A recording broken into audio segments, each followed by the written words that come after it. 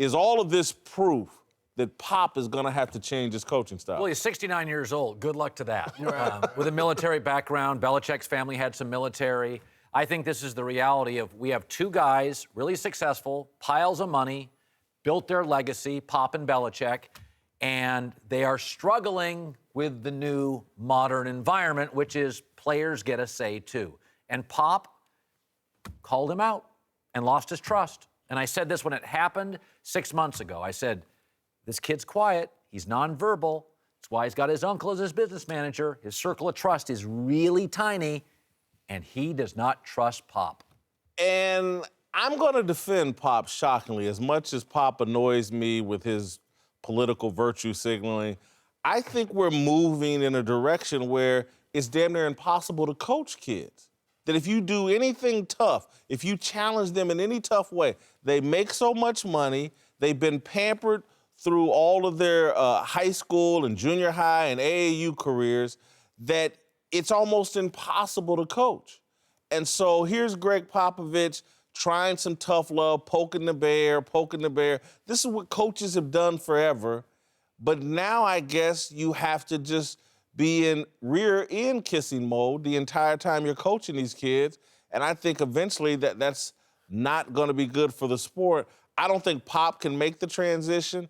Kawhi wants out, and he didn't like the tough love that was shown to him in San Antonio. Look, I'm like you in that I like an old school, hard-nosed coach. That's how we grew up being coached. But I wouldn't say you can't be coached. Brad Stevens is coaching guys. Quinn Snyder in Utah is coaching guys. And you could argue, look at Greg Popovich's history. You could argue he's never really had that type of success with American stars. David Robinson played the bulk of his career and almost all of his prime under other coaches. Pop came in later in his career. Naval Academy. In Naval Academy, too. Tim Duncan, Manu Ginobili, Tony Parker, all international guys. And if you think Pop or some of these college coaches are hard, that's nothing compared to how they coach overseas. So they're used to the coach having the final say, running everything.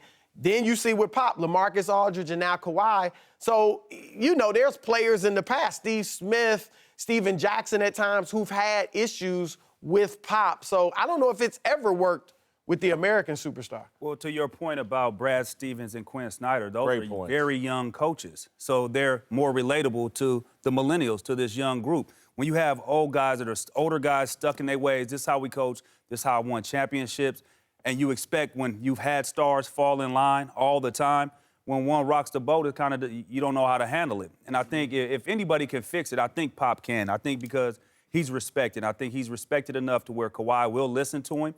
Now, is it going to be one of those conversations he has where Kawhi's mind is already made up, he's already talked to his representation, and he's like, okay, just take the meeting so it looks good. And the whole time that Pop is talking, he's hitting him with the, right. You right. you right, for sure. But in his mind, like, can this hurry up and get over with? We need to get out of here. I got to go get some dinner later on. But I don't think you have to baby players, but I don't think you can bully them. There's a difference. Yeah, no. There's a great difference. And I thought Chris's point about Brad Stevens and Quinn Snyder, who I've known since his days at Missouri, Quinn's about 50, 51 years old, not as young as Brad Stevens. But there is like a new style of coaching that you have to be willing to embrace, that Brad Stevens and Quinn Snyder seem like they have the early lead in that. And so, that great point by Chris. Let me throw this out there. Old school, you had a high school coach bark at you. Then you went to college, and nobody was one and done. College guy barked at you. Yeah. Then you went to the NBA, and an old guy barked at you. The new culture is the AAU guy begs you to play on his team. Recruits you. Then the college guy begs you to stay for 2 years. Well. It is a worship culture. These guys coming to the NBA, they've been worshiped since they were 8 years old. You used to have guys barking at you. So to that point, it's a different world. Whitlock, bad look for the NBA. Look, I'm an Indiana Pacer fan, lifelong. I'm concerned about small market teams with this new direction the NBA is going and the players dictating where they want to play. If you're a Sacramento, if you're in Indiana, if you're Memphis, if you're Charlotte, even with Michael Jordan as the owner, you're at a decided disadvantage over the major market teams, and probably that's always been the case. But I just think it's becoming more and more pronounced, and I think eventually, 5 years down the road, we're going to be looking at two different leagues the small market teams, it's going to get harder and harder and harder, and the major cities will have a decided advantage. These kids now, with the money they make and the way we talk about them in social media or whatever, they want to be in cities that matter. Well, they also want to be with teams that are well run. Yes. Like, I don't blame the player. I mean, by the way, I don't think Indiana, nobody's saying they won't play in Indiana. They've mostly been pretty well run. I look at who would want to play in Sacramento. Right. Seriously, who would want to play in Memphis right now? These players are just saying, why should I give my career to an utterly dysfunctional? I don't see a market size. I see a dysfunction issue. There are a handful of teams in this league. Boston's almost always well run. San Antonio's almost always well run. Historically, the Lakers, if they do have a problem, one of the Bus family kids. They cut a check. They cut a check. But I don't see it market size. I mean, Detroit's a big market. Doesn't appear to be very well run. Nobody wants to play there. Of little memory. This is not new. Steve Francis, drafted by Vancouver, absolutely refuses to play, and he gets shipped to another team. So Wilt Chamberlain demanded a trade to the Lakers. Kareem Abdul-Jabbar demanded out of Milwaukee to the Lakers.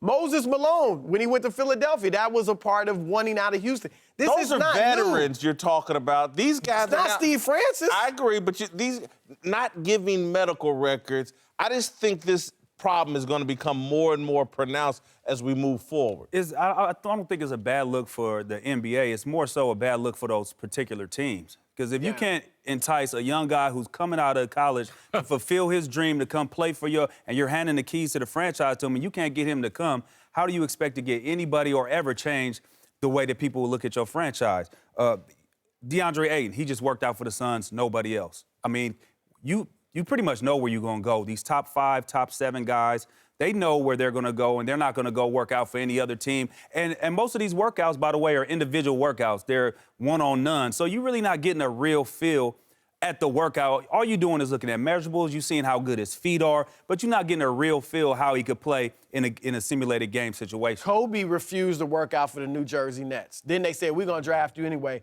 and he threatened not to play. So he scared John Calipari into not drafting him. The rest is history. So my point is that this is just not new. And the bottom line is if you still like a guy and you haven't worked him out, you can still draft him, and he's going to have to play for you. I don't think you could do what Steve Francis did nowadays. And so you got 4 years with him on the rookie scale. He's going to have to ball for you. By the way, let me just say this, and I don't want to get too off topic, but this is why we don't need any more teams in professional sports in America. I think after about 1990, we started making stuff up. It's not like the NBA needed Charlotte, right? They had big college sports. All these owners, they love expansion teams because you got to pay them an expansion fee.